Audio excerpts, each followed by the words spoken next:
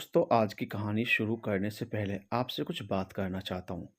दोस्तों, आप लोग दिल से चैनल को सपोर्ट नहीं कर रहे हैं, लाइक बहुत कम कर रहे हैं और कुछ लोग वीडियो तो देखते हैं लेकिन ना तो चैनल को सब्सक्राइब करते हैं, ना वीडियो को लाइक, ना कमेंट करते हैं और ना शेयर करते हैं। दोस्तों, आपको मेरी कहानी में अगर कोई कमी लगती है तो आप कमेंट करके बताइए, मैं उस कमी को दूर करने की पूरी कोशिश करूँगा। एक बात और दोस्तों, मैं देख रहा हूँ जो यूट्यूब चैनल यूट्यूब पर घटिया कंटेंट वाली कहानी बना रहे हैं, उनके चैनल बहुत ग्रो हो रहे हैं। दोस्तों, उस तरह की कहानी मैं भी बना सकता हूँ, पर मैं अपनी कहानियों से समाज को कोई गलत मैसेज नहीं देना चाहता और मेरी अपनी कुछ मर्यादाएं हैं जिन्हें मैं कभी पार नहीं कर सकता। इसलिए आपसे रिक्वेस्ट है, आप मेरे चैनल को सपोर्ट करें और घटिया कंटेंट बनाने वालों को दिखा दें कि साफ सुथरी कहानियों को पसंद करने वालों की कोई कमी नहीं है। दोस्तों, दिल में कुछ बात आई तो आपको बोल दी। चलिए अब शुरू करते हैं आज की कहानी। माही आंखें बंद करके सो गई। रोनित माही के पास आया और हल्के से उसने उसके गालों को थपथपाया। माही आंखें बंद किए सोने का नाटक करती रही। रोनित ने माही को गोद में उठाया और उसे लाकर बिस्तर पर सुला दिया और बोला, अच्छा हुआ खुद ही सो गई, वरना जागती होती तो 100 सवाल करती। पर जो भी हो डॉक्टर माही, आप हैं बहुत खूबसूरत और जो बात आप में है वो और किसी में नहीं। पर मैं क्या करूं, अनुष्का डार्लिंग भी तो कम नहीं है। कहकर रोनित भी बिस्तर पर लेट गया और अपने मोबाइल से चैट करने लगा। आंख बंद किए माही अपने आंसुओं को थामे दिल ही दिल में कलपती रही। रोनित ने उसे इतनी बुरी तरह छला था कि माही खुद की नज़रों में ही गिर गई थी। उसे समझ नहीं आ रहा था कि वो किस तरह रिएक्ट करे, रोनित को क्या कहे। तभी रोनित ने करवट ली और फ़ोन बंद करके माही को अपनी बाहों में समेट लिया। रोनित की बाहों में जकड़ी माही को ऐसा लग रहा था जैसे उसे किसी नाग ने जकड़ रखा हो। आज रोनित के बाहों के घेरे उसे फूलों की तरह नहीं बल्कि कांटों की तरह लग रहे थे। माही को बाहों में समेटने के बाद रोनित उसे चूमने की कोशिश करने लगा। माही ने अपनी आंखें खोल दी और बोली, कब आए तुम, चांद निकला नहीं अभी तक। उसके लहजे में तंज था, पर रोनित ये कहाँ समझ पाता। उसने कहा, अरे मैं तो कब का आ गया था, बस अपने चांद को सोते हुए देखा तो मन यही किया कि जगाऊं आपको, इसलिए यहीं बैठकर अपने चांद को निहार रहा था। फिर रोनित ने कहा, चलिए आपको पानी पिला दूं। माही ने कहा, पानी क्यों, मुझे तो बहुत ज़ोर से भूख भी लगी है। माही के लिए अभी भी इस व्रत के मायने थे। वह उठी, पूजा आरती की और रोनित के हाथ से पानी पीकर उसने अपना व्रत खोला। रोनित ने कहा, अब तो आपका व्रत पूरा हो गया, मेरा भी व्रत खुलवा दीजिए। मैं बहुत थक गई हूँ, मुझे बहुत नींद आ रही है, कहकर माही बिस्तर की दूसरी साइड जाकर सो गई। पर रोनित भी कहाँ सुनने वाला था। वह माही से मिन्नतें करने लगा, पर माही ने ठान लिया था वो बिना सारी बातें जाने रोनित की बातों में और नहीं आएगी। माही ने किसी तरह रात गुजारी, सुबह अपने घर वापस आ गई। उसने नियमित रूप से हॉस्पिटल जाना शुरू कर दिया और रोनित के मोबाइल पर नज़र रखने लगी। हर दिन के साथ माही का गुस्सा, अपमान और दुख और ज़्यादा बढ़ता ही जा रहा था। अनुष्का जैसी एक नहीं बल्कि कई लड़कियां थीं जिनके साथ रोनित के संबंध थे। एक तरफ से नामों की लिस्ट शुरू होती तो ख़त्म होने का नाम नहीं लेती थी। हर लड़की के साथ रोनित वही बातें करता था जो शुरू शुरू में माही के साथ करता था। शनाया, अनुष्का, रागनी, महिमा, सुरभि, रेखा और ना जाने कौन कौन। और सिर्फ लड़कियां ही नहीं, कई महिलाओं के साथ भी रोनित के संबंध थे और सबके साथ वही अश्लील बातें जो हाय हेलो से शुरू होती थी और फिल्मी डायलॉग बोलकर उन्हें रिझाने पर ख़त्म होती थी। हर लड़की को रोनित अलग तरीके से रिझाता, किसी को दिल लगी दिखाकर तो किसी को मनमायल, तो कहीं मोहब्बत तुमसे नफरत है। ये वो पाकिस्तानी सीरियल हैं जिनमें प्यार को शिद्दत से दिखाया गया था और कम एपिसोड वाले ये सीरियल किसी भी के दिमाग पर आसानी से प्रभाव डालते थे। जैसे माही प्रभावित हो गई थी। और सब होने के बाद जब लड़कियों को असलियत पता चलती थी कि वो रोनित बंसल से प्यार कर रही हैं, तो कोई भी लड़की खुद को रोनित के करीब जाने से रोक नहीं पाती थी। कई ऐसे भी नंबर थे उसके मैसेंजर में जो ब्लॉक थे, जिन पर बहुत पहले की चैट थी। मतलब साफ था ये वो लड़कियां थी जिन्हें रोनित यूज करके छोड़ चुका था। सनाया भी उन्हीं में से एक लड़की थी और उस समय जब वही गोवा गई हुई थी तो रोनित उसी लड़की के साथ गोवा में मौजूद था। यह बात उसकी चैट से साफ जाहिर हो रही थी। मतलब ये सब शुरू से हो रहा था, पर माही को रोनित पर इतना यकीन था कि वो ये सब सोच ही नहीं पाती थी। जब माही ने 2 दिन तक रोनित को कॉल नहीं किया तो रोनित ने माही से एक दो बार बात करने की भी कोशिश की, पर हर बार माही ने कोई ना कोई बहाना बनाकर फ़ोन काट दिया। पर रोनित इतनी आसानी से माही को कहाँ छोड़ने वाला था। उसने एक रात माही को फ़ोन किया, मैं आपसे मिलना चाहता हूँ, बहुत ज़रूरी काम है। मिलना तो माही भी चाहती थी यह जानने के लिए कि आखिर क्यों रोनित ने ऐसा किया। माही से तो रोनित रोनित बंसल बनकर ही मिला था, तो अब क्यों ऐसे कर रहा था। माही के पास बहुत सारे सवाल थे जिनके जवाब उसे रोनित से चाहिए थे, और उसने रोनित से घर आने को कह दिया। उस रात अंकल आंटी कहीं बाहर गए हुए थे और अगले दिन आने वाले थे। घर पर सिर्फ उनका नौकर था। माही के लिए अच्छा मौका था। माही ने रोनित से कहा कि वह उससे उसके घर पर आकर मिले। इधर रोनित भी खुशी खुशी सपनों के पुल बांधे माही के घर पहुंच गया। माही ने रोनित से कुछ नहीं कहा। रोनित ने हमेशा की तरह आते ही चाय बनाई और अपने दोनों कप में चाय डालकर माही के पास ले आया। आराम से बैठकर दोनों ने चाय पी। कहीं न कहीं माही भी रोनित को खोना नहीं चाहती थी। भले ही रोनित का प्यार झूठा था, पर माही का प्यार तो सच्चा था। माही ने सोचा वह एक मौका अपने रिश्ते को ज़रूर देगी, और यही सोचकर उसने प्यार से रोनित का हाथ थामा और उसकी आंखों में झांकते हुए बोली, "रोनित, क्या मेरे प्यार में कोई कमी है?" "नहीं तो आप ऐसा क्यों कह रही हैं?" रोनित ने माही की आंखों में देखा। "मुझे लगता है कुछ दिनों से तुम मुझे इग्नोर कर रहे हो। ऐसी बात नहीं है, ये सब आपके मन का वहम है। काम तो करना पड़ता है ना डॉक्टर माही। मैंने आपको बताया था ना, पापा बीमार चल रहे हैं।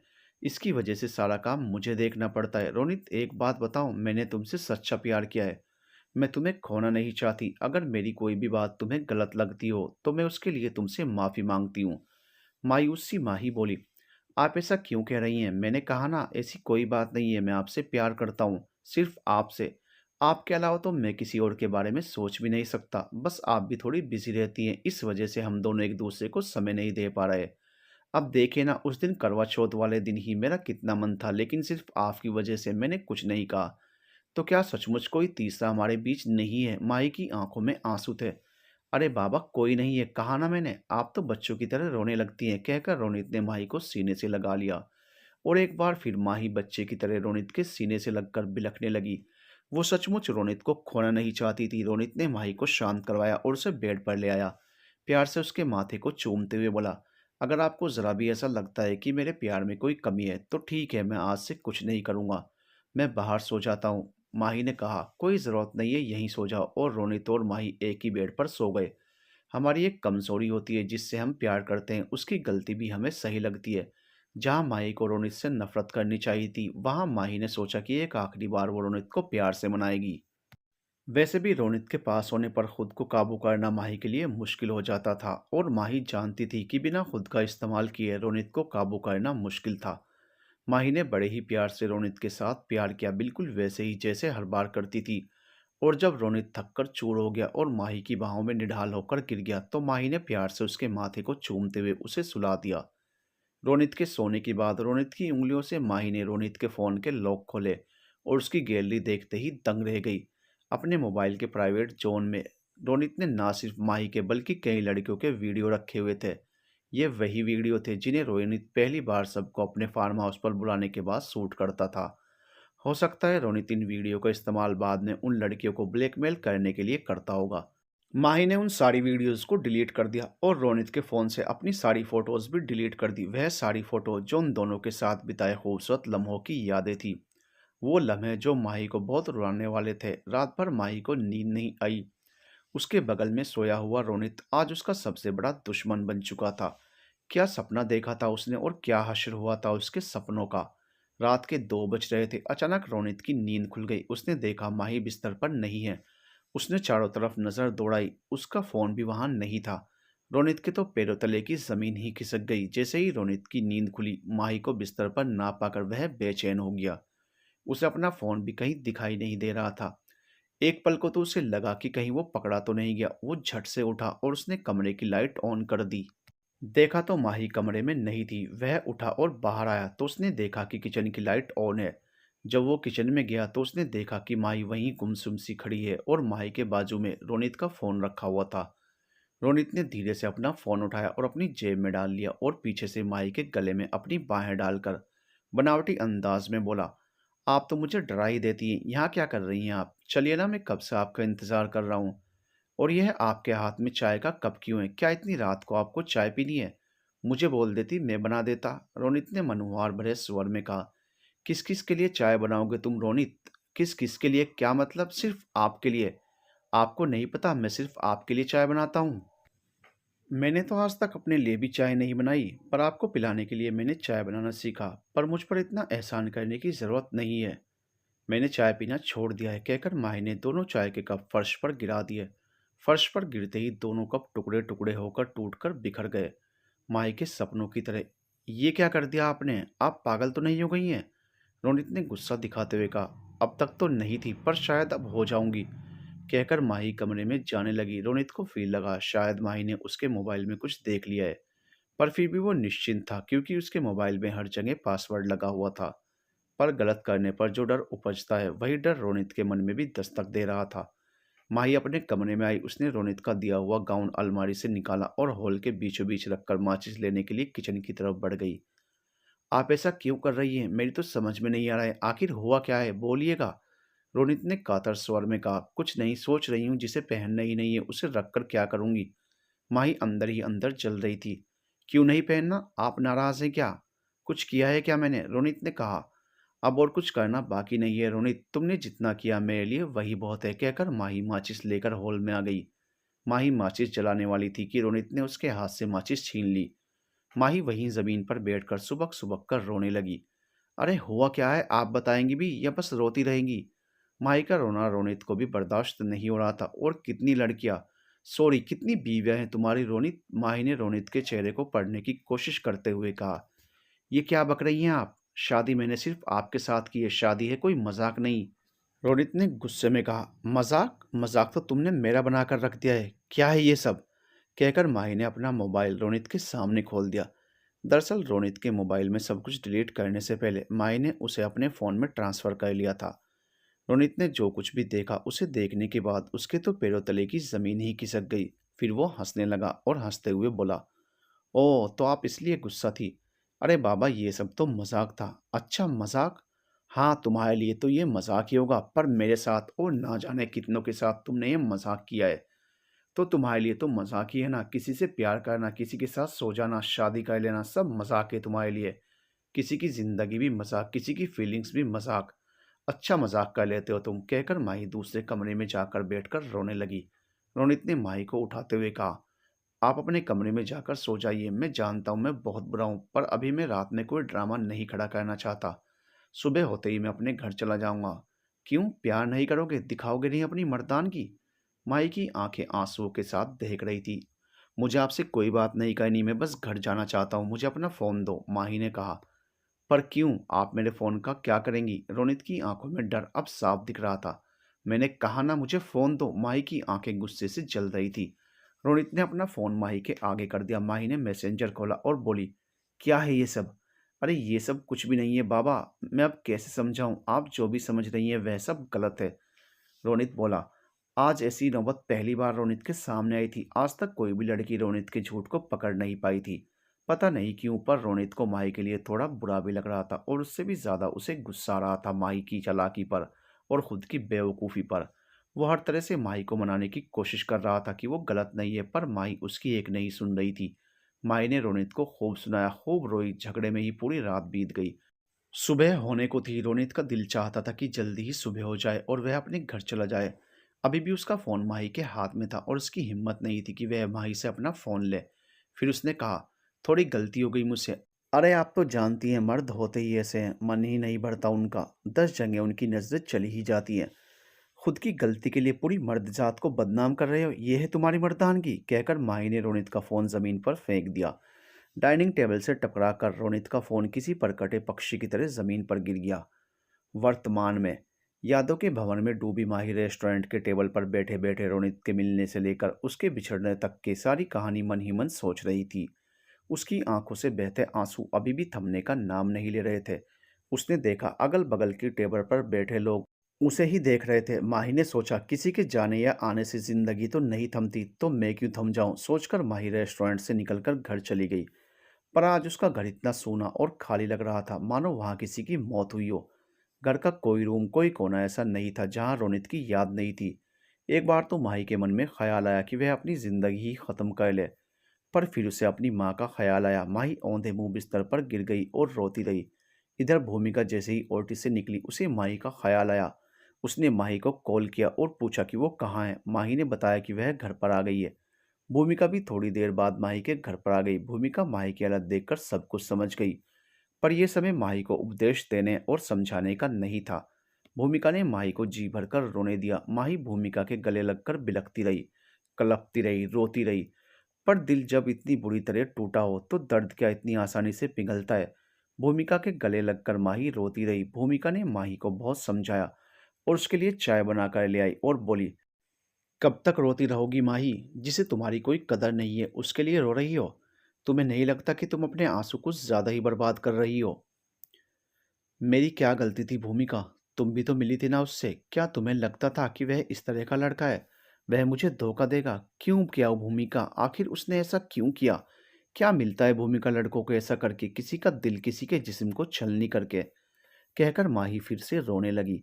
कुछ नहीं मिलता माही, ऐसे ही लड़कों को अय्याश कहा जाता है, जिन्हें दूसरों को रोंद कर खुशी मिलती है, जो दूसरे के दिल को तोड़कर खुद का दिल जोड़ने का सपना देखते हैं। पर तुम चिंता मत करो, ऐसे लोग भी बहुत खुश नहीं रह पाते। रोनित ने जो भी किया है उसे उसकी सजा ईश्वर देंगे, पर तुम उसके लिए खुद को बर्बाद मत करो। तुम्हारे आगे की जिंदगी है, तुम्हारे सपने हैं, तुम्हारा परिवार है, और उनके लिए तुम्हारा होना बहुत ज़रूरी है। और माही, मुझे भी मेरी पहले वाली माही चाहिए, मजबूत, निडर। ये माही नहीं जो रोनित की हाँ में हाँ मिलाती थी। खुद को ढूंढो माही कि क्या थी तुम, और इस रोनित के चक्कर में क्या बन गई। माही ने भूमिका की बात मानी और चुप हो गई। शाम ढलने लगी तो भूमिका हॉस्पिटल चली गई और माही को घर पर ही आराम करने के लिए कहा। थोड़ी देर बाद माही उठी और पूरे घर में झाड़ू लगाने लगी। जब वो कप के टूटे हुए टुकड़ों को उठा रही थी, उसने देखा एक टुकड़े पर आर लिखा हुआ था। माही को ऐसा लगा मानो वो कप का टुकड़ा नहीं बल्कि उसके दिल का टुकड़ा है। माही ने सारे टुकड़ों को समेटकर डस्टबिन में डाला और रोनित के दिए हुए गाउन को भी उठाकर अलमारी में डाल दिया। सीपीयू का जड़ा हुआ शीशा अभी भी हॉल में लगा हुआ था। वो शीशा जो उसे रोनित ने दिया था, जो अभी भी उसे रोनित का अक्स दिखा रहा था। माई ने उस शीशे को उतारा, उसे पेपर में लपेटा और ऊपर रेक पर डाल दिया। माई अपने बिस्तर पर आ गई, वही बिस्तर जिस पर कल रात रोनित सोया था। माई को वह कमरा काटने को दौड़ रहा था। माही दूसरे कमरे में चली गई। उसने हाथ मुंह धोकर भगवान के आगे एक दिया जलाया और ना जाने क्यों, ना चाहते हुए भी उसके मुंह से रोनित के लिए बद्दुआ निकली। और उसने मन ही मन कहा, जैसे रोनित ने मेरा दिल तोड़ा है, एक दिन उसका भी दिल टूटे। आज मैं तड़प रही हूँ, वह भी इस दर्द को भुगते और मेरे से 1000 गुना ज़्यादा तड़पे। कहते हैं हम जिस चीज़ से जितना दूर भागने की कोशिश करते हैं, वह चीज़ हमें उतनी ही अपनी तरफ खींचती है। यही माही के साथ हो रहा था। वह रोनित की यादों से जितना भाग रही थी, रोनित की यादें उसे अपने आगोश में उतना ही समेट ले रही थी। माही ने अपने फोन में रोनित की तस्वीरें निकाली और देखने लगी। रोनित और माही की साथ की तस्वीरें थी। तस्वीरें देखते देखते माही की आंख लग गई। नींद खुली तो काफी रात हो गई थी। फिर से रोनित की यादों ने उसे घेर लिया। माही मन ही मन सोच रही थी, रोनित को थप्पड़ मारकर उसने ठीक किया या नहीं। पता नहीं रोनित कैसा होगा। और ना चाहते हुए भी उसकी उंगलियों ने रोनित को फोन मिला दिया। पहली बार में रोनित ने फोन नहीं उठाया, दूसरी बार में भी नहीं उठाया, पर तीसरी बार में फोन रिसीव हुआ। हेलो रोनित, तुम ठीक तो हो ना? माही की लरसती हुई आवाज आई। क्यों, 10 थप्पड़ मारकर भी आपका मन नहीं भरा? तो हालचाल लेने के लिए फोन किया है आपने? आज के बाद मुझे फोन करने की कोई जरूरत नहीं है, मैं आपका नंबर ब्लैक लिस्ट में डाल रहा हूँ। रोनित ने तेश में कहा। प्लीज रोनित, ऐसा मत करो। तुम जानते हो तुमसे बात किए बगैर मुझे रात को नींद नहीं आती। हमारा रिश्ता खत्म तो हो ही गया है, प्लीज हमारे बीच की बातचीत मत खत्म करो। इन्हें गिड़गिड़ाते हुए कहा, पर रोनित ने उसकी एक न सुनी। उसने उसका फोन काट दिया और माई को ब्लैक लिस्ट में डाल दिया। माई रात भर फोन लगाती रही। उसकी हालत ऐसी हो गई थी मानो या तो वो डिप्रेशन में चली गई हो या पागल हो रही हो। कुछ महीनों से माही की जिंदगी एक ही धुरी पर घूम रही थी और वह धुरी था रोनित। और आज अचानक उसकी जिंदगी से वो दूर हो गया था तो माही की जिंदगी मानो रुक सी गई थी। माही रोज रोनित को फोन करती और उसका नंबर ब्लॉक आता। गलती से अगर कभी रोनित उधर से कॉल भी कर देता तो माही को इतना भला बुरा कहता कि उसकी आंखों में आंसू आ जाते। माही की जिंदगी की कोई रात ऐसी नहीं गुजरती जब माही रोनित को याद करके रोती नहीं थी। फिर माही ने ठान लिया कि वह अब इन सब से बाहर निकलेगी। उसने योग, मेडिटेशन, ध्यान करना शुरू किया। अब वह कोशिश करती थी कि घर पर कम से कम समय रहे। उसका ज़्यादातर समय हॉस्पिटल में गुजरता। कई बार वो भूमिका के बदले भी ड्यूटी कर लेती। घर के बदले हॉस्पिटल उसे ज़्यादा अच्छा लगता था। पहले से चीज़ें भी उसे ज़्यादा समझ आने लगी थी। उसके काम से डॉक्टर गुप्ता भी बहुत खुश थे। वो हमेशा उसे नई नई चीज़ें बताते रहते। अब जब कोई सीरियस पेशेंट हॉस्पिटल आता और ठीक होकर घर जाता, तो माही को ऐसा लगता जैसे उसके दिल का घाव भी भर रहा है। मरीजों के चेहरे पर मुस्कुराहट देखकर माही कुछ पल के लिए अपना दर्द भूल जाती और उनकी खुशी में अपनी खुशियाँ ढूँढने लगती। इसी तरह 3-4 महीने गुज़र गए। रोनित की कोई खोज खबर नहीं थी और ना ही माही लेना चाहती थी। माही ने उसे फ़ोन करना भी बंद कर दिया था। धीरे-धीरे माही की ज़िंदगी पटरी पर लौट रही थी। माही की पढ़ाई भी ठीक चलने लगी थी और हॉस्पिटल भी अच्छा चल रहा था। माही रोनित को भूल तो नहीं पाई थी, पर हाँ, उसने खुद को सँभाल लिया था। उसे पता था कि शायद अब वो टूटकर किसी को प्यार नहीं कर पाएगी, क्योंकि खुद पर भी उसका भरोसा डगमगा गया था। उसने निश्चय कर लिया था कि वो कभी शादी नहीं करेगी और फिर आई वो मनहूस रात। उस रात माही की नाइट ड्यूटी थी। माही हॉस्पिटल में ही थी, तभी एक एक्सीडेंट का केस आया और पूरे हॉस्पिटल में हड़कंप मच गया। फ़ोन पर फ़ोन आने लगे। शहर के किसी अमीर आदमी के इकलौते बेटे का एक्सीडेंट हो गया था। उसकी हालत बहुत बुरी थी। माही अपने कमरे में ही बैठी थी और नींद उस पर हावी हो रही थी कि नर्स और वार्ड बॉय दोनों दौड़ते हुए आए और माही को उठाते हुए बोले, मैडम जल्दी चलिए, एक ऑपरेशन की तैयारी करनी है। डॉक्टर गुप्ता ने आपको ओटी तैयार रखने को कहा है। एक एक्सीडेंट केस आया है। माही ने आंखें मलते हुए कहा, एक्सीडेंट केस? हाँ, शहर के बहुत बड़े आदमी हैं, नाम तो नहीं जानता, पर उन्हीं के इकलौते बेटे का बुरी तरह एक्सीडेंट हुआ है।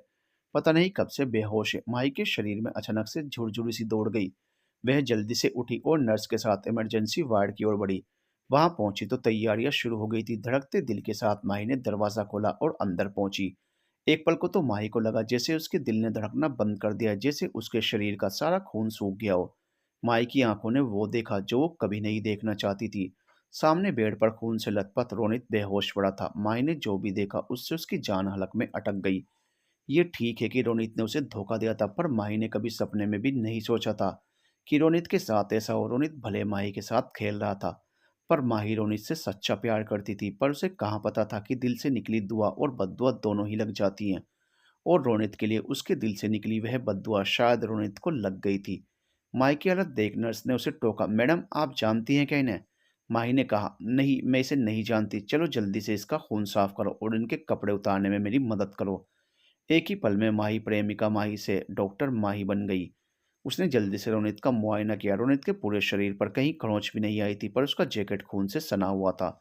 ऐसा लग रहा था कि या तो वह सिर के बल गिरा है या किसी ने उसके सिर पर किसी भारी चीज से मारा होगा, जिससे रोनित का सिर फट गया था और सिर से निकलने वाले खून की वजह से ही उसका जैकेट खून में डूबा हुआ था। माई ने नर्स की मदद से जल्दी से उसके कपड़े बदले और ऑपरेशन की तैयारी करने लगी। तभी नर्स ने कहा, मैडम इन्हें खून भी चढ़ाना पड़ेगा, मैं जल्दी से चेक कर लेती हूँ। उसकी ज़रूरत नहीं है, इनका खून ए पॉजिटिव है, मैं जानती हूँ, माही ने तपाक से कहा। नर्स माही का मुंह देखते रह गई। अभी 2 घड़ी पहले माही ने कहा था कि वह रोनित को नहीं जानती, और अभी उसने खुद बताया कि उसका ब्लड ग्रुप ए पॉजिटिव है।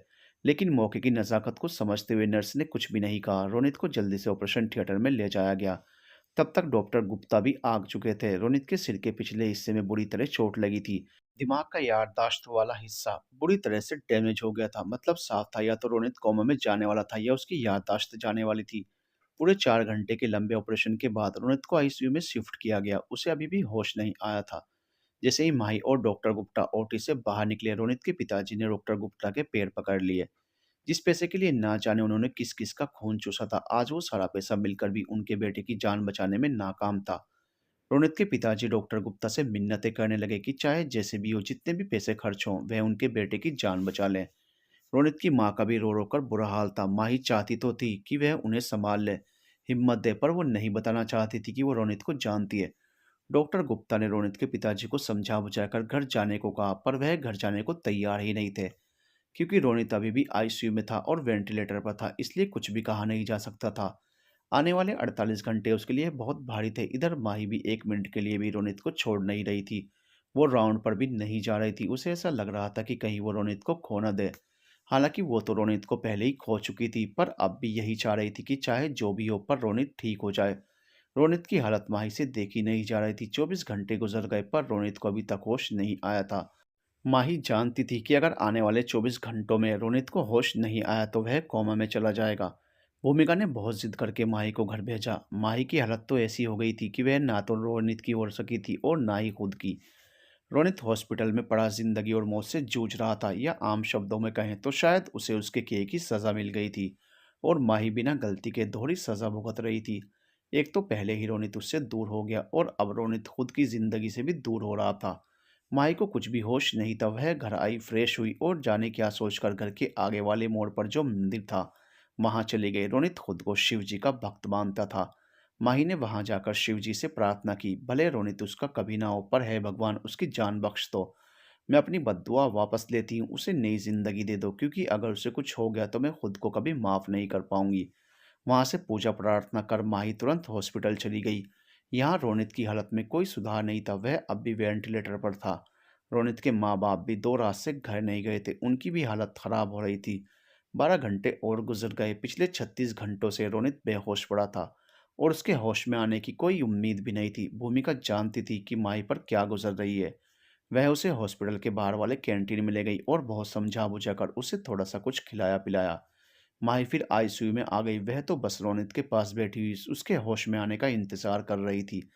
धीरे धीरे कुछ घंटे और गुजर गए। अब जब माही से बर्दाश्त नहीं हुआ तो वह रोनित का हाथ पकड़कर रोने लगी। माही जानती थी रोनित बेहोश भले ही है, पर शायद वह उसकी बात सुन सकता है। उसने रोनित का हाथ अपने हाथों में लिया और बोली, मैंने तुमसे सच्चा प्यार किया है रोनित, और हमेशा करूंगी। तुम्हारे अलावा अपने दिल में किसी और को जगह देने के बारे में मैं सोच भी नहीं सकती। पर मैं जानती हूँ कि तुम मुझे नहीं चाहते। कोई बात नहीं, तुम्हें जिसके साथ अच्छा लगे उसी के साथ रहो। पर प्लीज़ होश में आ जाओ, अपनी आंखें खोलो। मेरे लिए ना सही, अपने माँ बाप के लिए ही सही। तुमने जो कुछ भी मेरे साथ या बाकी लड़कियों के साथ किया, उसमें उनका क्या दोष। कोई भी माँ बाप बच्चों को सुविधाएं देते हैं, पर ये नहीं चाहते कि उनका बच्चा बिगड़ जाए या किसी की ज़िंदगी बिगाड़ दे। पर देखो ना, जिसे तुम अपने पैरों की धूल समझते थे, आज उसी के लिए तुम्हारी सांसें भी नहीं बच रही हैं। कहकर माही वहीं बैठकर रोने लगी। तभी माही ने देखा रोनित की पलकें खुलने बंद होने जैसी हो रही हैं। इसका मतलब था कि उसे होश आ रहा था। उसने जल्दी से डॉक्टर गुप्ता को बुलाया। डॉक्टर गुप्ता ने आकर रोनित का चेकअप किया और बोले, ये अच्छी बात है कि 48 घंटे के पहले रोनित को होश आ रहा है, पर अभी हमें यह देखना होगा कि इस चोट से इसके दिमाग पर कितना असर हुआ है। इसीलिए अभी इसके परिवार वालों को बुलाना ठीक नहीं रहेगा। जब रोनित ने अपनी आंखें पूरी तरह से खोल दी तो माही डॉक्टर गुप्ता के पीछे खड़ी हो गई। वह नहीं चाहती थी कि उसे देखकर रोनित के दिमाग पर कोई बुरा असर पड़े। रोनित के होश में आने के बाद डॉक्टर गुप्ता ने उससे बात की, पर रोनित को सचमुच कुछ भी याद नहीं था। उसके दिमाग पर इस चोट का बहुत गहरा असर पड़ा था। डॉक्टर ने उसे अच्छे से चेक किया और एक नींद का इंजेक्शन लगा दिया और माही से बोले, माही अभी इसे खास देखभाल की जरूरत पड़ेगी। इसकी याददाश्त तो नहीं गई है, पर याददाश्त का जो हिस्सा है वह बिखर गया है। मतलब है कि इसके दिमाग में कुछ बातें बचपन की हैं तो कुछ जवानी की, कुछ घटनाएं इसे याद हैं तो कुछ भूल गया है। हो सकता है कि ये कभी कभी अपने नाम भी भूल जाए, अपने माँ बाप को भूल जाए। मैं रोनित के पिताजी से बात करने बाहर जा रहा हूँ, आप भी उसकी माँ को समझा दीजिएगा कि वह भूलकर भी इसके दिमाग पर जोर देकर कुछ भी याद दिलाने की कोशिश ना करें। ऐसे केस में 6 महीने के अंदर मरीज को सारी चीज़ें याद आ जाती हैं और उसे खुद नहीं याद आया तो हो सकता है कि दिमाग पर जोर देने पर जो चीज़ें उसे याद हैं, शायद वह उन्हें भी भूल जाए। तो आप इसका ध्यान रखेंगी।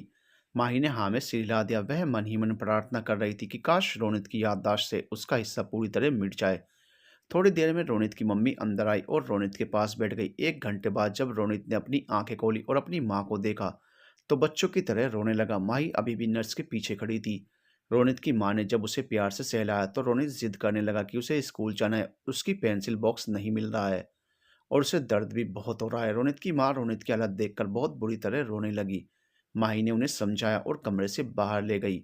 माही को यकीन हो गया था कि रोनित बहुत सारी चीजें भूल गया है। पता नहीं उसे क्या याद है और क्या नहीं। इसी तरह कुछ दिन और गुजर गए। माही हमेशा रोनित के सामने आने से बचती रही। रोनित कभी बच्चों की तरह बिहेव करने लगता तो कभी जाने क्या क्या किस्से कहानियां सुनाता रहता। कभी खेलने जाने की जिद तो कभी फार्म हाउस जाने की जिद करता। धीरे धीरे ही सही उसकी हालत में सुधार हो रहा था। सब उसकी याददाश्त के सही होने की दुआ कर रहे थे। एक दिन नर्स ड्यूटी पर नहीं थी। रोनित के इंजेक्शन का समय हो रहा था। माही ने नर्स को आवाज लगाई। जब नर्स की आवाज नहीं आई तो उसने सोचा वह खुद ही रोनित को इंजेक्शन लगा देती है। सोचकर वह रोनित के कमरे में गई। रोनित आंखें बंद किए सो रहा था। माही ने सोचा चलो अच्छा इंजेक्शन लगाकर मैं निकल जाऊंगी। पर माही ने इंजेक्शन लगाने के लिए जैसे ही रोनित के हाथ को पकड़ा, रोनित ने आंखें खोल दी। माही एक पल को तो हड़बड़ा गई कि क्या वो रोनित को याद है। पर अगले ही पल रोनित मुस्कुराने लगा और बोला, आप बहुत खूबसूरत हैं डॉक्टर माही, पर आपने मुझे बेड पर क्यों लिटा कर रखा है। मेरे जान लेने का इरादा है क्या आपका। मेरा दोस्त अब कैसा है। रोनित ने मुस्कुराकर कहा। माही को खुशी थी कि रोनित ने उसे पहचान लिया था। प्यार क्या सचमुच वो सब कुछ भूल चुका था। वो सब जो उसने माही के साथ किया, या वो अब माही के साथ कोई नया खेल खेलने की कोशिश कर रहा था। माही ने रोनित को उसके एक्सीडेंट के बारे में कुछ भी नहीं बताया। उसने उसे बस इतना बताया कि उसे छोटी सी चोट लगी है जिसकी वजह से उसे हॉस्पिटल लाया गया है और कुछ ही दिनों में वह ठीक हो जाएगा। यह सुनकर रोनित मुस्कुराने लगा और माही से बोला, डॉक्टर माही आपको देख लिया ना, ठीक तो मैं अब वैसे भी हो जाऊँगा। माही को एक बात की तसल्ली थी कि अच्छा हुआ जो रोनित को कुछ भी याद नहीं है, कम से कम उसके सामने जाने पर होने वाले अपराध बोझ से तो मैं बच जाऊँगी और उसका सामना कर पाऊँगी। धीरे-धीरे रोनित की हालत में सुधार होने लगा और उसे बहुत सारी चीज़ें भी याद आने लगी, पर रोनित को माही से जुड़ी हुई शुरुआती दिनों की कुछ बातों के अलावा कुछ भी याद नहीं था। वह ठीक माही से वैसे ही दीवानों की तरह व्यवहार करने लगा जैसे शुरू में करता था। लगभग 2 महीने हॉस्पिटल में रहने के बाद रोनित को हॉस्पिटल से छुट्टी मिल गई और वह अपने घर चला गया। माही ने भी राहत की सांस ली, पर इन 2 महीनों में उसे भी जैसे एक बार फिर से रोनित की आदत हो गई थी। पर इस बार माही सतर्क थी। वह जानती थी कि अगर इस बार उसने खुद को नहीं रोका तो खुद को रोनित से दूर नहीं रख पाएगी। माही ने रोनित की दिल से देखभाल की, उसका ख्याल भी रखा, पर सिर्फ एक डॉक्टर की तरह। पर फिर भी वह उसके आकर्षण से कहाँ बच पाई थी। माही को लगता था कि काश रोनित को बाद की बातें, उनका झगड़ा कभी याद ना आए और उन दोनों का रिश्ता पहले की तरह हो जाए। पर दूसरे ही पल उसे अपने ख्याल से भी डर लगने लगता। रोनित के जाने के बाद वो जिस दौर से गुजरी थी, दोबारा उसे नहीं झेलना चाहती थी। रोनित को हॉस्पिटल से डिस्चार्ज हुए 6 महीने से ऊपर का समय हो चुका था। बीच बीच में वह चेकअप के लिए हॉस्पिटल आता था, पर पिछली 2 बार वह जब भी आया, माही हॉस्पिटल में नहीं थी। भूमिका ने माही को बताया कि रोनित अब लगभग ठीक हो चुका है और आने वाले 6 महीनों में शायद पूरी तरह ठीक हो जाए। माही को यह सुनकर अच्छा लगा कि रोनित ठीक हो रहा है और उसी दिन शाम को माही को रोनित का कॉल आया। माही सोचती रही कि रिसीव करूं या ना करूं, फिर उसने फ़ोन रिसीव कर लिया। हेलो, माही ने लरजती हुई आवाज़ में कहा। हेलो माही, कैसी हैं आप? आज पहली बार रोनित ने माही को डॉक्टर माही ना कहकर सिर्फ उसके नाम से माही कहकर बुलाया था। मैं ठीक हूँ, तुम बताओ तुम्हारी तबीयत कैसी है? माही ने पूछा। तबीयत का क्या है, वह तो सही हो गई है। मैं ज़्यादा घुमा फिरा कर आपसे बात नहीं करूँगा। मैंने आपसे माफ़ी मांगने के लिए फ़ोन किया है, रोनित ने साफ साफ कहा। माफ़ी? किस बात की माफ़ी? माही ने कहा। उसे रोनित के इस लहजे पर बहुत आश्चर्य हो रहा था। देखिए, मुझे सब कुछ याद आ गया है। मैं जानता हूँ कि मैंने आपके साथ बहुत गलत किया है। मैं आपके प्यार के काबिल नहीं हूँ। प्यार तो क्या, मैं तो आपकी माफ़ी के भी काबिल नहीं हूँ।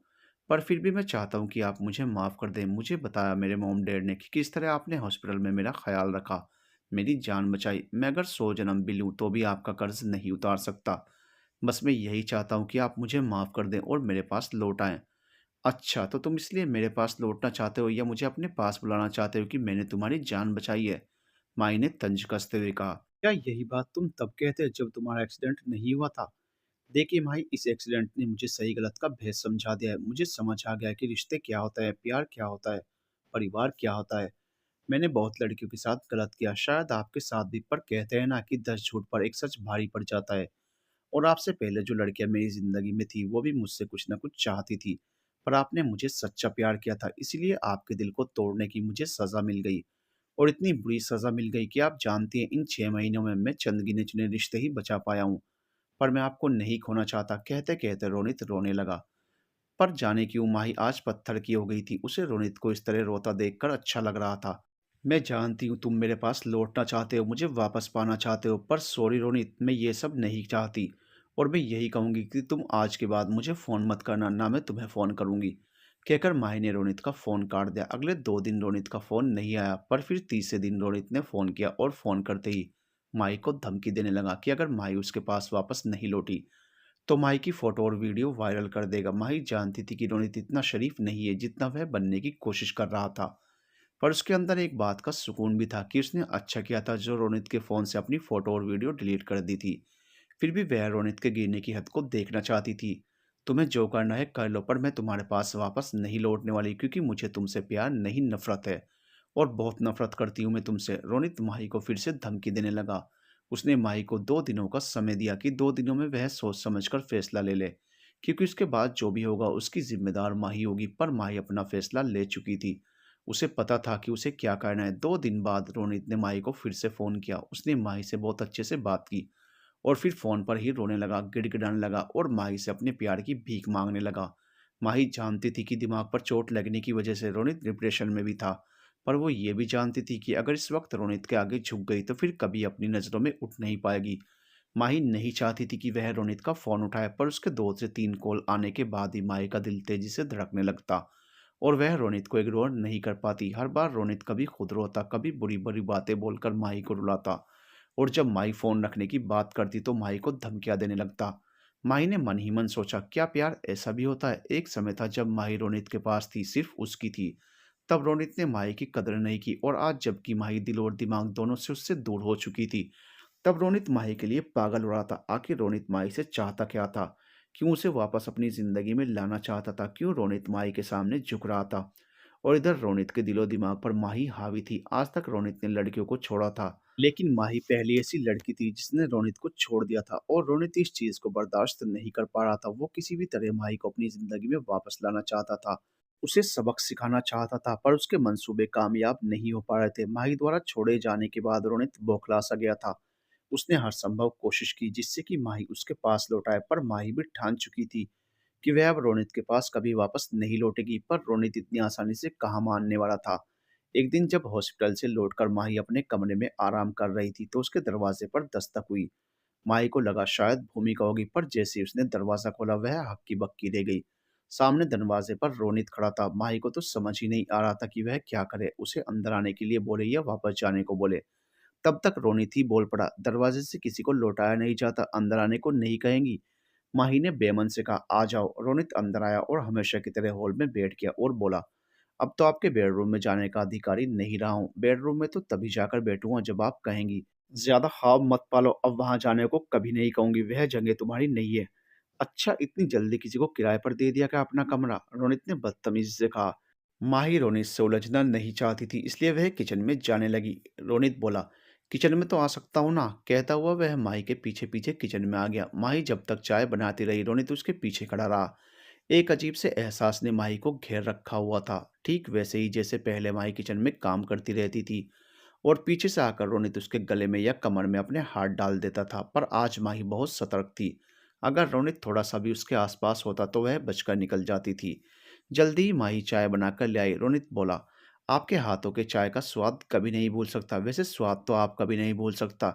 कसम से आपकी चाय आपकी ही तरह लाजवाब है। माही के पास रोनित से करने को कोई भी बात नहीं बची थी, और वह बात को बढ़ाना भी नहीं चाहती थी, इसीलिए माही चुपचाप बैठी रही। देर तक बातें करने के बाद रोनित ने कहा, यहाँ आइए ना, मेरे पास बैठिए। जो बोलना है वहीं से बोलो, मैं तुम्हारे पास नहीं आ सकती। बहुत प्यार से समझाने आया हूँ। चाहता हूँ कि आप मेरे पास लौट आइए, मैं सब कुछ ठीक कर दूंगा, सब कुछ पहले की तरह कर दूंगा। सब पहले की तरह कर दोगे क्या? मेरे बीते साल लौटा सकते हो जिसमें मैं सोने को तरस गई थी, हंसने को तरस गई थी? लौटा सकते हो मेरे दिन और रात जिसमें मैंने सिर्फ तुम्हें सोचा है? और अगर लौटा सकते हो तो मेरे पिछले 2 साल लौटा दो। मिटा दो मेरी याददाश्त जब तुम मुझे मिले थे, क्योंकि मैं उस पल को भी याद नहीं करना चाहती। कहकर माही रोने लगी। रोनित बोला, एक चीज लिख लीजिए, आपको लौटकर मेरे पास वापस आना ही पड़ेगा। आज नहीं तो कल, कल नहीं तो 2 साल या 4 साल बाद ही सही, आना तो आपको वापस पड़ेगा ही। दिन में भी अच्छे सपने देख लेते हो तुम। अगर मैं 10 थप्पड़ मारने की हिम्मत रखती हूँ तो आज 20 थप्पड़ भी मार सकती हूँ। लेकिन तुम तो मेरे थप्पड़ के भी लायक नहीं हो। प्यार तो दूर की बात है, और मैं नहीं चाहती कि मैं तुम्हारी तरह गिर जाऊं। कमी नहीं है ना तुम्हें लड़कियों की, तो वापस लौट जाओ अपनी दुनिया में। कमी तो मुझे सच में नहीं है, पर वो क्या है ना कि मुझे ऐसा लगता है कि शायद मुझे भी पहली बार आपसे ही प्यार हुआ है। जिस्म तो बहुत मिल जाएंगे मुझे, पर आप जैसा दिल नहीं मिलेगा। इसीलिए आपके पास इतना गिड़गिड़ा रहा हूँ। अपनी बात मनवानी आती है मुझे, और आपको माननी भी पड़ेगी। चाहे जिस तरह से हो, आपको मेरे पास आना ही पड़ेगा। मैं आपको इतना मजबूर कर दूंगा कि आप लौट आएंगी। सुनो, मुझे और भी काम है, तो अब तुम वापस जा सकते हो, माही ने बेरुखी से कहा। रोनित उठा और वहां से जाने लगा। उसे माही से यह उम्मीद नहीं थी कि माही उसकी इतनी बेइज्जती करेगी। रोनित तो वहां से चला गया, पर अगले ही दिन माही के पास रोनित का फोन आया। रोनित बोला, मैं आखिरी बार आपसे पूछ रहा हूँ, क्या आप मेरे पास कभी वापस नहीं लौटेंगी? कभी नहीं। जो प्यार तुम्हारे लिए मेरे दिल में था वह तो कब का खत्म हो चुका है, और तुमने जो किया मेरे साथ उसके बाद तो मैं कभी नहीं लौटूंगी। आपने एक मर्द की मर्दानगी को ठेस पहुंचाई है। आपने पूछा था ना मुझसे कि मर्दानगी ये होती है, तो अब मैं आपको दिखाता हूँ कि मर्दानगी क्या होती है। माई को कुछ समझ नहीं आ रहा था कि वो क्या करे। एक समय था जब वो रोनित के लिए पागल थी। पागल तो वो आज भी थी, बस दिखाती नहीं थी। वैसे भी मात्र कह देने भर से कि तुमसे प्यार नहीं है, प्यार खत्म हो जाता है क्या? ये तो वो दर्द है जिसकी टीस उम्र भर सालती रहती है। खुश नसीब हैं वो लोग जिनका प्यार उन्हें मिल जाता है, वरना एक अधूरापन लिए लोग पूरी जिंदगी गुजार देते हैं। और माही का प्यार तो उसे पाने की जिद लिए बैठा था।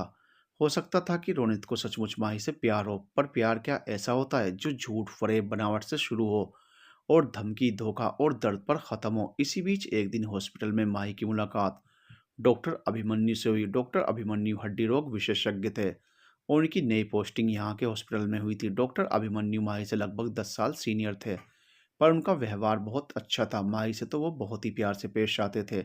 शुरू शुरू में तो माही और डॉक्टर अभिमन्यु के बीच औपचारिक बातचीत होती थी, पर माही ने महसूस किया शायद डॉक्टर अभिमन्यु उसे पसंद करते हैं। माही एक बार रोनित के प्यार में धोखा खा चुकी थी और वह दोबारा इस रास्ते पर अपने कदम नहीं बढ़ाना चाहती थी। डॉक्टर अभिमन्यु माही की बहुत फिक्र करते थे। माही के लिए उनके दिल का सॉफ्ट कॉर्नर हॉस्पिटल में हर किसी को पता था। कभी कभी माही और अभिमन्यु एक साथ बाहर कॉफी शॉप में साथ कॉफी पीने चले जाते। माही को भूमिका से पता चला कि डॉक्टर अभिमन्यु शादीशुदा हैं और 4 साल पहले एक एक्सीडेंट में उनकी पत्नी की मौत हो गई थी। उनकी एक 5 साल की बेटी भी है जो अपने नाना नानी के पास रहती है। डॉक्टर अभिमन्यु के बारे में जानने के बाद माही को भी उनसे हमदर्दी हो गई थी, पर फिर भी वो उनकी ओर अपने कदम नहीं बढ़ाना चाहती थी। इधर कुछ दिनों से माही के पास रोनित का फोन आना भी बंद हो चुका था। माही भी निश्चिंत हो चुकी थी कि चलो देर से ही सही रोनित की अकल तो ठिकाने आई। पर एक दिन डॉक्टर अभिमन्यु का एक्सीडेंट हो गया। उन्हें बहुत बुरी तरह से चोट लगी थी। माही हॉस्पिटल में उनका इलाज कर ही रही थी कि उसी समय रोनित का फोन आया। रोनित बोला, आप तो बड़ी पहुंची हुई चीज निकली। मैंने कुछ दिन आपको सोचने का समय क्या दिया कि आपके छोटे से दिमाग को थोड़ी सी अकल आ जाएगी और आप मेरे बारे में सोचेंगी, पर आप तो अपने लिए नया साथी ही तलाशने लग गई। बहुत जल्दी यार बदलती हैं आप। क्यों बेचारे डॉक्टर को मरवाने पर तुली हुई हैं? याद रखिएगा हर बार एक्सीडेंट में किसी की जान नहीं बचती, कहकर रोनित ने फोन काट दिया। माही को रोनित पर शक तो पहले से ही था, पर रोनित इतना कमीना निकलेगा यह उसे नहीं पता था। आखिरकार माही ने सोचा रोनित उसकी जिंदगी तो कभी बसने नहीं देगा, पर वह अपनी साथ अभिमन्यु की जिंदगी को बर्बाद भी नहीं होने दे सकती। वैसे भी अभिमन्यु जिंदगी से चोट खाया हुआ है और उसे और दर्द देने का मुझे कोई हक नहीं है। यही सोचकर माही ने तय किया कि वो अभिमन्यु को अपने और रोनित के बारे में सब कुछ बता देगी। जैसे ही अभिमन्यु को होश आया, माही ने उसे अपने और रोनित के बारे में सब कुछ बताना शुरू किया। देखिए डॉक्टर अभिमन्यु, मैं जानती हूँ आप मुझे पसंद करते हैं, आप मेरी बहुत केयर करते हैं और आप बहुत अच्छे इंसान हैं। पर मैं आपको किसी धोखे में नहीं रखना चाहती। मेरा दिल इस कदर छलनी हुआ है और मैं एक ऐसे इंसान के चक्कर में फंस गई हूँ जो कभी मेरी ज़िंदगी नहीं बसने देगा, और मैं नहीं चाहती कि मेरी वजह से आपकी ज़िंदगी में और दर्द भर जाए, आपको कोई तकलीफ़ पहुँचे। इसलिए मैं चाहती हूँ कि आप मुझसे थोड़ी दूरी बनाकर रखें। मैं खुद की हिफ़ाज़त तो शायद नहीं कर सकती, पर आपकी तो कर ही सकती हूँ। कहकर माही ने अभिमन्यु को शुरू से अब तक रोनित के बारे में सब कुछ बता दिया। माही की बात सुनकर डॉक्टर अभिमन्यु मुस्कुराने लगे और बोले, तुम्हें मेरे लिए किसी भी तरह से गिल्टी फ़ील करने की ज़रूरत नहीं है। माही, मेरे एक्सीडेंट के लिए तुम ज़िम्मेदार नहीं हो। अब अगर मैंने तुम्हारी तरफ कदम बढ़ाया है तो तुम्हारा सुख भी मेरा और तुम्हारा दुख भी मेरा। माही, ज़रूरी तो नहीं कि हर बार प्यार के रास्ते पर फूल ही मिले, कई बार कांटे भी मिलते हैं। तुम जानती हो मैं अपनी पत्नी दीपाली से बहुत प्यार करता था और वह भी मुझसे बहुत प्यार करती थी, पर मुझे कहाँ पता था कि मैं उसे बचा नहीं पाऊंगा। जानती हो कुछ कुछ दीपाली तुम्हारे जैसी ही थी, अपनी तकलीफ बताती ही नहीं थी, बस हमेशा मुझे खुश देखना चाहती थी। मैं यह तो नहीं जानता कि वह रोनित तुमसे क्या चाहता है, पर मैं इतना ज़रूर जानता हूँ कि अब रोनित का सामना तुम अकेले नहीं करोगी, मैं भी तुम्हारे साथ हूँ। तुम बेशक मुझसे प्यार मत करो और मैं जानता हूँ कि शायद रोनित के हिस्से का प्यार तुम मुझे कभी दे भी नहीं पाओगी। फिर भी मैं चाहता हूँ कि हम दोनों एक दूसरे का सहारा बने, और रही बात रोनित की, तो उसकी अकल तो ठिकाने मैं लगाऊंगा। क्या तुम्हारे फ़ोन में ऐसा कुछ भी है जिसे हम पुलिस में दे सकें और उसके खिलाफ एफआईआर करवा सकें? अभिमन्यु की बात सुनकर माही मुस्कुराने लगी और बोली, आपको क्या लगता है मैंने इसके बारे में पहले सोचा नहीं था? पर आपको नहीं पता, इस पूरे बिलासपुर में कोई भी रोनित का कुछ नहीं बिगाड़ सकता, ना पुलिस हो ना कानून। हाँ, वह अगर चाहे तो किसी का कुछ भी बुरा कर सकता है, तो भी शायद कोई उस पर हाथ नहीं डालेगा। इसलिए पुलिस और एफआईआर तो आप भूल ही जाइए, हमें कुछ और सोचना पड़ेगा। और उससे भी पहले आपको ठीक होना होगा, उसके बाद ही आप कुछ कर सकते हैं। और रही बात प्यार की, तो ना ही मैं आपकी ज़िंदगी में आपकी पत्नी दीपाली की जगह लेना चाहती हूँ और ना ही रोनित की जगह आपको देना चाहती हूँ। रोनित मेरी ज़िंदगी का काला अध्याय ही सही, पर है तो मेरा प्यार। हाँ, हम एक नई शुरुआत कर सकते हैं, एक दूसरे के दोस्त बनकर, अगर आपको मेरी दोस्ती मंज़ूर हो तो। कहकर माही ने अपना हाथ अभिमन्यु की तरफ बढ़ा दिया और अभिमन्यु ने अपने दोनों हाथों से माही के हाथों को थाम लिया और बोला, मंजूर है, पर जरा ध्यान से, ड्रिप अभी मेरे हाथों में लगी है। कहकर वह हंसने लगा। माही ने भी झेपते हुए अभिमन्यु के हाथों को छोड़ दिया और खुद भी हंसने लगी। धीरे धीरे अभिमन्यु और माही की नजदीकियां बढ़ने लगी और फिर माही और अभिमन्यु ने मिलकर रोनित के लिए कुछ सोचा। उन्हें रोनित को सबक तो सिखाना था, पर ऐसे नहीं, एक ऐसा सबक जिसे वह जिंदगी भर याद रखे। पर रोनित उनकी सोच से कई गुना आगे था। उनकी खुशी ज्यादा देर की नहीं थी। जैसे ही उसे माही और अभिमन्यु की नजदीकियों का पता चला, रोनित इतना ज़्यादा पागल हो गया कि वो सही गलत का भेद भी भूल गया और अपने बदले की आग में जलते हुए एक दिन रोनित ने माही को फ़ोन किया। बस एक आखिरी बार मैं आपसे मिलना चाहता हूँ और आपसे अपने किए की माफ़ी मांगना चाहता हूँ। मैं जानता हूँ कि आप मुझ पर यकीन नहीं करती और शायद आपको करना भी नहीं चाहिए, पर फिर भी अगर इन 2 सालों में आपको एक बार भी लगा हो कि मैंने आपसे थोड़ा सा भी प्यार किया है, तो प्लीज़ एक बार आप मेरे फार्म हाउस पर आ जाइए। माही के लिए रोनित पर यकीन करना बहुत मुश्किल था, पर जाने क्यों आज उसे रोनित की बातें सच्ची लग रही थी। उसकी आवाज़ में एक पछतावा था। उसने सोचा एक बार रोनित से मिलकर उसे अच्छी तरह से समझाए और उसे भी जीवन में आगे बढ़ने को कहे। आखिर कब तक वो रोनित से और रोनित उससे लड़ता रहेगा। फिर रोनित ना सही किसी के साथ तो उसे ज़िंदगी बितानी ही है, पर इन हालातों में तो रोनित उसकी ज़िंदगी में किसी को भी आने नहीं देगा। हाँ, अगर आपसी सहमति से दोनों अपने रास्ते अलग कर लें तो शायद दोनों की ही ज़िंदगी सुधर जाए और हो सकता है आज तक किसी ने रोनित को सही गलत का भेद नहीं बताया हो। तो क्यों ना आज मैं उसे प्यार से समझाने की कोशिश करूं। पर फिर भी रोनित के पिछले किए को याद करते हुए माही ने अपनी सुरक्षा के लिहाज से अभिमन्यु को फ़ोन किया बताने के लिए, पर अभिमन्यु ने फ़ोन नहीं उठाया। फिर माही ने उसे मैसेज कर दिया कि वह रोनित के फार्म हाउस पर जा रही है और थोड़ी देर में वापस आ जाएगी। उसने रोनित के फार्म हाउस का एड्रेस भी उसे भेज दिया। माही वहां पहुंची तो हमेशा की तरह रोनित उसके स्वागत के लिए खड़ा था, पर इस बार उसके चेहरे के भाव बिल्कुल अलग थे, जैसे वह सच में कितने अफसोस में घिरा हुआ है। माही रोनित से मिली। रोनित उससे गर्मजोशी से मिला और अंदर ले आया।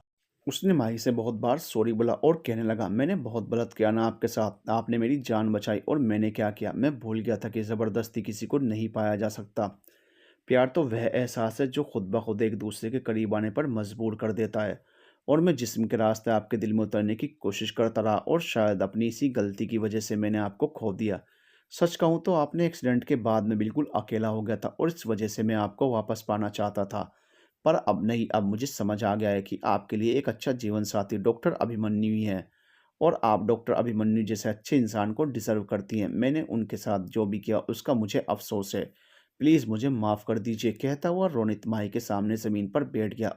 माही रोनित का यह बदला हुआ रूप देखकर आश्चर्य में थी। वह रोनित को उठाते हुए बोली, कोई बात नहीं रोनित, तुम अपने माँ-बाप का सहारा हो, उनकी उम्मीद हो, अपना ना सही उनका तो तुम्हें सोचना ही चाहिए। अच्छा लग रहा है कि तुम्हें अपनी गलती का एहसास है। सुनो रोनित, एक अच्छी लड़की देखकर शादी कर लेना, क्योंकि अगर मैं तुम्हारे पास वापस आ भी गई तो मैं शायद तुम्हें प्यार नहीं कर पाऊंगी।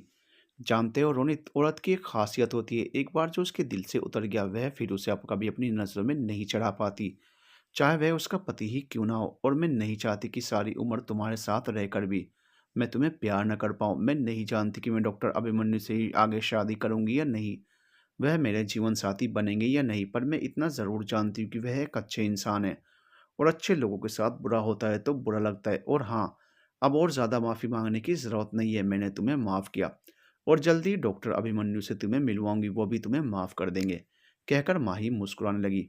चलिए मैं वापस आपको हॉस्पिटल छोड़ देता हूँ, पर उसके पहले अगर आप बुरा ना माने तो क्या एक आखिरी चाय हम साथ पी सकते हैं? रोनित ने झिझकते हुए कहा, इसमें बुरा मानने वाली क्या बात है, बिल्कुल पी सकते हैं, इतना हक तो तुम्हारा बनता है। माही ने मुस्कुराकर कहा। रोनित माही के लिए चाय बनाने लगा। माही बहुत खुश थी कि रोनित सुधर रहा है। उसे रोनित के लिए हमदर्दी भी थी, पर वह फिर से उसे एक मौका देकर खुद को नहीं उलझाना चाहती थी।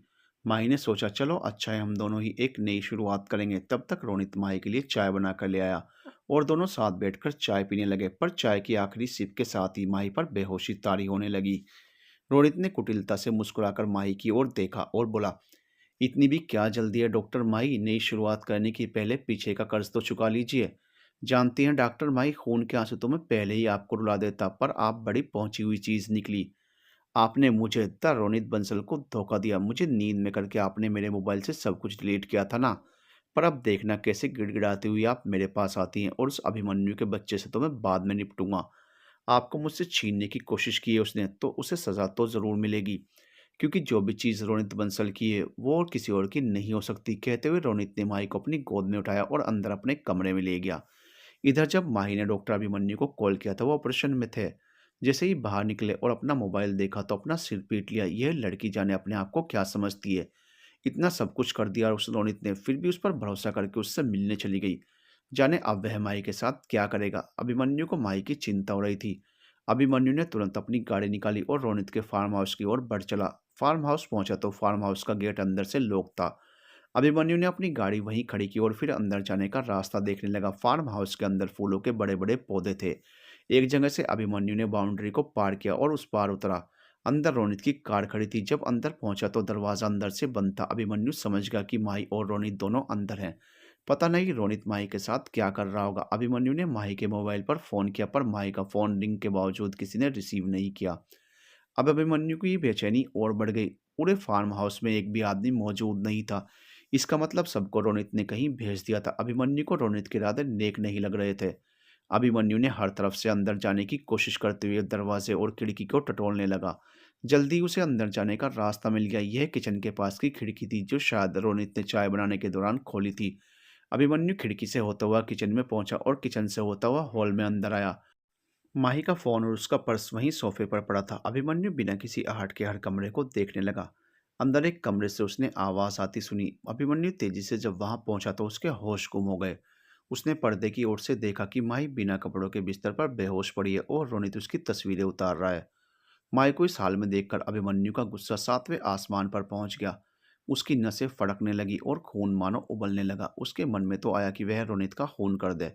वह दौड़कर रोनित के पास पहुंचा और रोनित के हाथ से कैमरा छीनकर उसे जमीन पर फेंक दिया।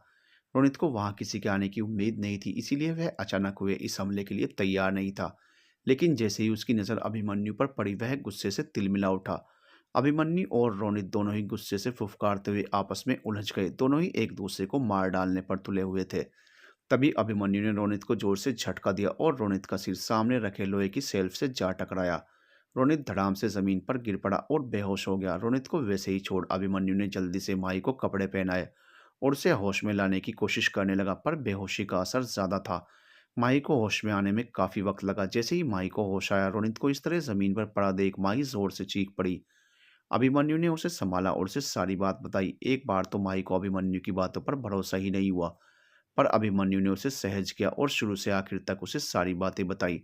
माही ने एक बार रोनित की तरफ देखा और अपनी आंखें बंद कर ली। माही को अभिमन्यु की बातों पर भरोसा हो गया। पर अब सवाल ये था कि रोनित का क्या किया जाए, क्योंकि अगर रोनित के पिता एडवोकेट बंसल को जरा भी शक होता तो माही और अभिमन्यु दोनों की जिंदगी तबाह हो जाती। उन्हें जो भी करना था बहुत सफाई से करना था। दोनों ने मिलकर रोनित को हॉस्पिटल में शिफ्ट किया और उसके पिता को फोन किया।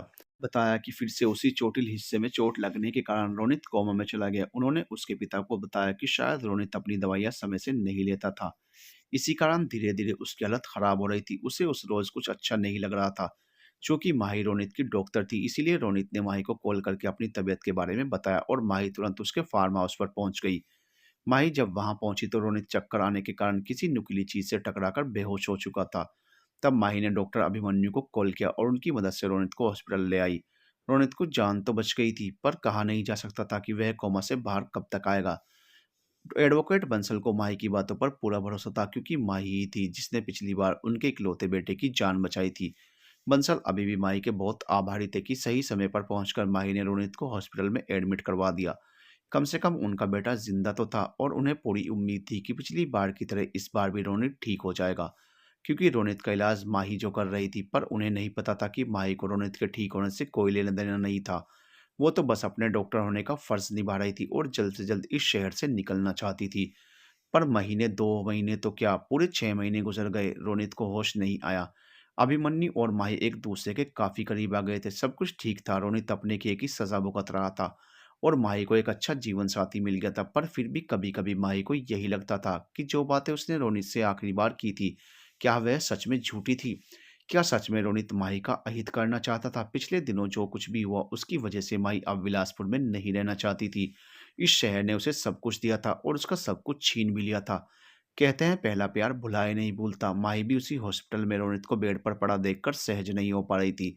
उसने यहाँ से दूसरी जगह जाने में ही अपनी भलाई समझी। यहाँ रहकर वो अभिमन्यु को भी पूरी तरह से अपना नहीं पा रही थी। माही के मन की बात अभिमन्यु भी समझता था, इसलिए उसने अपना और माही दोनों का ट्रांसफर बिलासपुर से दूसरे शहर में करवा लिया।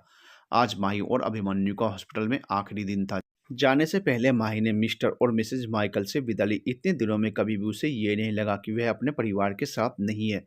उसे हमेशा उनसे प्यार और अपनापन मिला। मिसेज माइकल ने माही के सुनहरे भविष्य की कामना के साथ उसे विदा किया। उसके बाद माही डॉक्टर गुप्ता से मिली। डॉक्टर गुप्ता के साथ रहकर उसने बहुत कुछ सीखा था। एक तरह से डॉक्टर गुप्ता उसके गुरु थे, जो ऊपर से सख्त और अंदर से मोम की तरह कोमल थे। वो हमेशा माही का भला चाहते थे। माही के ट्रांसफर में उन्होंने ही मदद की थी, और भूमिका माही की सबसे अच्छी दोस्त, और उसका परिवार उसकी राजदार, जिसने हमेशा अपनी दोस्ती निभाई। भूमिका तो माही को जाने ही नहीं देना चाहती थी, पर वह भी जानती थी कि जब तक माही इस शहर में रहेगी, रोनित के साथ बिताए हुए लम्हे उसका पीछा करते रहेंगे, और कभी भी वह अभिमन्यु के साथ अपनी दूसरी जिंदगी शुरू नहीं कर पाएगी। भूमिका भी यही चाहती थी कि माही यहाँ से दूसरे शहर चली जाए, पर आज जब उसके जाने का समय था तो उसके आंसू थमने का नाम ही नहीं ले रहे थे। सबसे मिलने के बाद माही रोनित के वार्ड में पहुंची। एक समय में दुनिया की दौलत और पावर जिसके कदमों में थी, आज वह रोनित लाचार और बेबस हॉस्पिटल के बिस्तर पर पड़ा हुआ था। माही रोनित के नजदीक पहुंची और धीरे से स्टूल खींचकर उसके पास बैठ गई, और उसने बोलना शुरू किया। जानते हो रोनित, कभी किसी शहर में मैंने तुम्हारे साथ जिंदगी बिताने के ख्वाब देखे थे, और आज मैं इस शहर से हमेशा के लिए जा रही हूँ।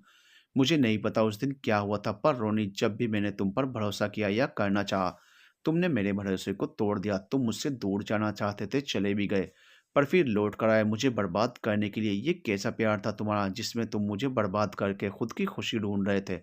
सच कहूँ तो उस दिन मुझे तुम्हारे फार्म हाउस पर आना ही नहीं चाहिए था, पर यह दिल भी कम वक्त सुनता कहाँ है। ये प्यार एक पागलपन नहीं तो और क्या है, जो हर बार सब ठीक होने की उम्मीद करता है, बार बार धोखा खाने के बाद भी भरोसे की राह पर चलना चाहता है, और उसी भरोसे की राह पर चलकर एक उम्मीद के साथ उस दिन मैं तुम्हारे फार्म हाउस पर आई थी कि शायद अब सब कुछ बदल जाए। पर तुम्हारी चाय के बाद वहाँ क्या हुआ मुझे नहीं पता। अभिमन्यु ने जो कुछ भी मुझे बताया, एक बार तो मुझे उस पर भरोसा ही नहीं हो रहा था, पर मेरे दिल ने कहा कि तुम कुछ भी कर सकते हो, खुद को जिताने के लिए तुम खुद को किसी भी हद तक गिरा सकते हो। पर अब नहीं रोनित, तुमने जो भी किया उसकी सज़ा तुम्हें मिल गई है। आज जो ज़िंदगी तुम्हें मिली है, ये तुमने खुद अपने लिए चुनी है। मुबारक हो रोनित, द रोनित बंसल, जो आज बेबस और लाचार बिस्तर पर पड़ा हुआ मौत की राह देख रहा है। न जाने कितनी लड़कियों को बर्बाद किया है तुमने, पर अब तुम्हें अपनी बर्बादी देखनी है। सच कहूँ तो तुम्हें इस तरह देखकर अच्छा नहीं लगता, पर क्या करूँ, हमें वही मिलता है जो हम अपने लिए चुनते हैं। देखो ना, तुमने इतनी लड़कियों से प्यार का नाटक किया, उनमें से कई तुमसे सच्चा प्यार करती होंगी, पर आज तुम्हारे साथ कोई भी नहीं है, और एक मैं हूँ जिसने तुमसे सच्चा प्यार किया, जिसने तुम्हें पाना चाहा, और बदले में मुझे भी तुमने धोखा दिया। मुझे तुम तो नहीं मिले, पर तुमसे भी ज़्यादा टूटकर चाहने वाला मिल गया। अब मैं अभिमन्यु के साथ अपनी नई ज़िंदगी शुरू करूँगी। तुम्हारे साये से भी दूर, तुम्हारी परछाई से भी दूर, भुला दूँगी मैं विलासपुर की बुरी यादों को। उन यादों को जिन यादों में तुम्हारे बुरे ख्वाब हैं। मैं एक खूबसूरत ज़िंदगी शुरू करूँगी, वो ज़िंदगी जिसमें दूर-दूर तक तुम नहीं होंगे। गुड बाय रोनित, रख पाओ तो अपना ख़्याल रखना, कहकर मुस्कुराती हुई माही वहाँ से बाहर निकल गई। बाहर दरवाज़े पर ये अभिमन्यु खड़ा था, उसने माही के हाथों को थाम लिया, और दोनों एक साथ बाहर निकल पड़े। चमचमाती हुई धूप दोनों के चेहरों को चूम रही थी, और अंधेरे से कमरे में रोनित बिस्तर पर पड़ा था, बेजान, बेबस और लाचार। The end.